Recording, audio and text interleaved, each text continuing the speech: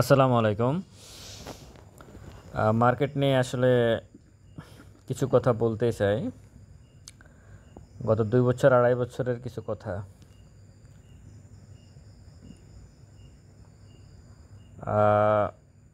Security exchange commission, আশা করি পুরো ভিডিওটা শুনবেন। Security exchange commission, Dhaka stock exchange, Chattogram stock exchange, কিছু ব্রোকারেজ হাউস এবং আলাদা কিছু ব্যক্তি যারা এই মার্কেটে অনেক বড় ইনভেস্টর, বিনিয়োগকারী আর কি। আসলে এদের হাতে টাকা ছিল সবসময়, হ্যাঁ, কিন্তু এরা সাধারণ বিনিয়োগকারীদের শেয়ারগুলোকে শেষ করে দেওয়ার জন্য এই ১৪০০ পয়েন্ট মাইনাস করে দিয়েছে। এর আগে ইউক্রেন রাশিয়ার যুদ্ধ বলে ফ্লোর প্রাইস দেওয়া হয়েছে। এই লালী সাহেব, ইমন সাহেব, কিছু ব্রোকারেজ হাউস আছে এবং সিকিউরিটি এক্সচেঞ্জ কমিশনের যে চেয়ারম্যান, ওনারা সবসময় একটা কথা বলতো, আবু আহমেদ, ইন্টারেস্ট রেট বেড়ে গেছে ব্যাংকের, এই জন্য শেয়ার মার্কেটে টাকা তুলে ব্যাংকে রাখতেছে লোকজন। ট্রেজারি বিল, সঞ্চয়পত্র, ইন্টারেস্ট রেট বেড়ে গেছে জন্য সবাই ওদিকে চলে যাচ্ছে। তাহলে এখন ১৬০৫ কোটি টাকার লেনদেন হলো কীভাবে আজকে?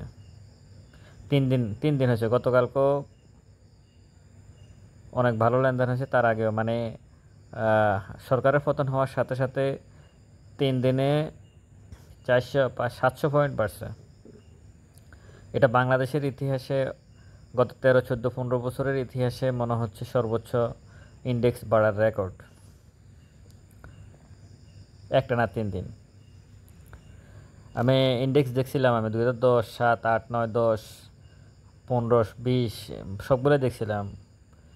13-14 বছরের ইতিহাসে আমি দেখি নাই যে, এখন তো আর করে দিছে, যদি না থাকতো, 10% সার্কিট ব্রেকার না থাকতো, তাহলে আজকে হয়তো 1000 পয়েন্ট প্লাস হতো। আসলে এই মার্কেটটা হচ্ছে কি, মার্কেটটা আপনাদেরকে একটা কথা বলি, এই মার্কেট হচ্ছে ডিমান্ড এবং সাপ্লাই, এটার উপর নির্ভর করে এই মার্কেট। এই মার্কেট আসলে কোনো ফান্ডামেন্টাল বলেন, ভালো কোম্পানি বলেন, খারাপ কোম্পানি বলেন, জেড গ্রুপ বলেন, এ বি সি যাই বলেন না কেন, এটার উপর আসলে মার্কেট চলে না। আপনার যখন মার্কেট পড়ছে তখন সব শেয়ারে পড়ছে, আবার এখন মার্কেট উঠতেছে, সব শেয়ারে উঠতেছে।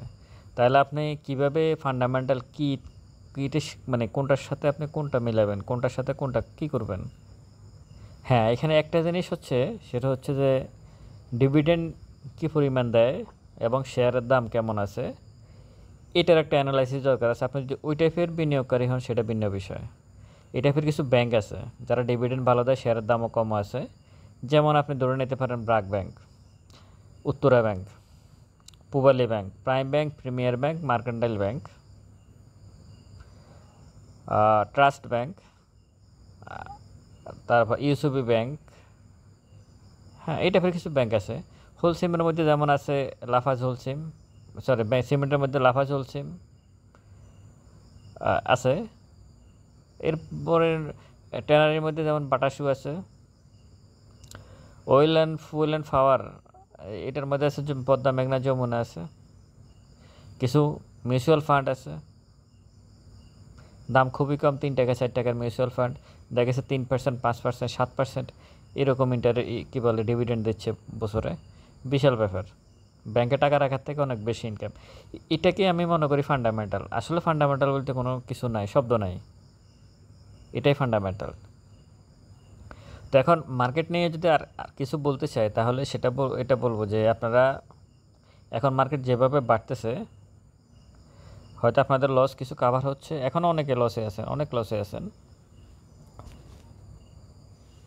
কিন্তু আপনারা দেখা গেছে অনেক মানে ইয়েতে শেয়ার কিনবেন না। আপনাদেরকে একটা অনুরোধ, যেমন অনেক উপরে উঠে গেছে শেয়ার, সেল করে দিয়ে লাভ হলে চলে আসেন।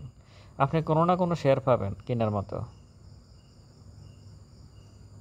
আপনার মার্কেটে শেয়ার কেনাটাও একটা মানে মানে খুবই ক্রিটিক্যাল ব্যাপার, কারণ সব শেয়ারে তখন অনেক উপরে উঠে যায়।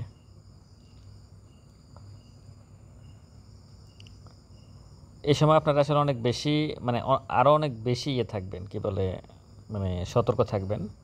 আর যেহেতু নতুন সরকার আসছে, আশা করি দুর্নীতি প্রতিরোধ হবে, সব কিছু মিলে মার্কেট অনেক ভালো হবে। আমি মনে করি ইন্ডেক্স খুব দ্রুততার সাথে 10,000 প্লাস হয়ে যাবে, খুব দ্রুততার সাথে হয়ে যাবে। টাকা সবার কাছে আছে।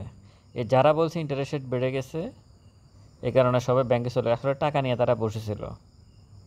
এখন দেখছে ফিটে বাড়ি পড়বে, হ্যাঁ, মানুষ গিয়ে পোড়া দিতে পারে, ভাঙচুর করতে পারে।